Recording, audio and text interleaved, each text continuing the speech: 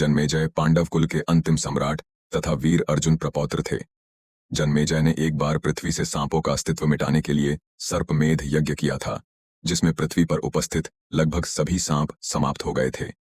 अंत में अस्तिका मुनि के हस्तक्षेप के कारण सांपों का संपूर्ण विनाश होने से रह गया था, अन्यथा आज पृथ्वी पर सांपों का अस्तित्व नहीं होता। आइए जानते हैं क्यों उन्होंने सांपों के संपूर्ण विनाश की प्रतिज्ञा ली थी।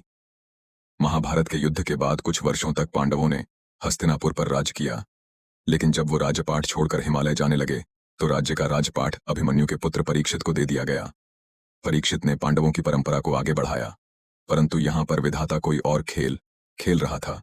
एक दिन मन उदास होने पर राजा परीक्षित शिकार के लिए जंगल गए थे। शिकार खेलते खेलते वह आर्षि शमिक के आश्रम से होकर गुजरे। आर्षि उस वक्त ब्रह्म ध्यान में आसन लगाकर बैठे हुए थे। उन्होंने राजा की ओर ध्यान नहीं दिया।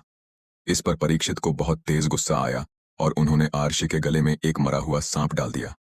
जब आर्षि का ध्यान हटा तो उन्हें भी बहुत गुस्सा आया और उन्होंने राजा परीक्षित को श्राप दिया कि जाओ, तुम्हारी मौत सांप के काटने से ही होगी। राजा परीक्षित ने इस श्राप से मुक्ति के लिए तमाम कोशिश की, लेकिन कोई फायदा नहीं हुआ। राजा परीक्षित ने प्रत्येक संभव कोशिश की कि उनकी मौत सांप के डसने से न हो। उन्होंने सारे उपाय किए, ऐसी जगह पर घर बनवाया जहां कोई पक्षी भी ना आ सके, परंतु आर्षि का श्राप झूठा नहीं हो सकता था।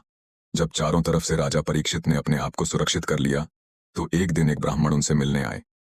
उपहार के लिए ब्राह्मण ने राजा को फूल दिए तथा राजा परीक्षित को डसने वाला वो काल सर्प तक्षक उसी फूल में एक छोटे कीड़े की शक्ल में बैठा था। तक्षक सांपों का राजा था। अवसर मिलते ही उसने सर्प का रूप धारण कर लिया तथा राज परीक्षित को डस लिया। राजा परीक्षित की मौत के पश्चात राजा जन्मेजय हस्तिनापुर की गद्दी पर बैठे। जन्मेजय पांडव वंश के आखिरी राजा थे।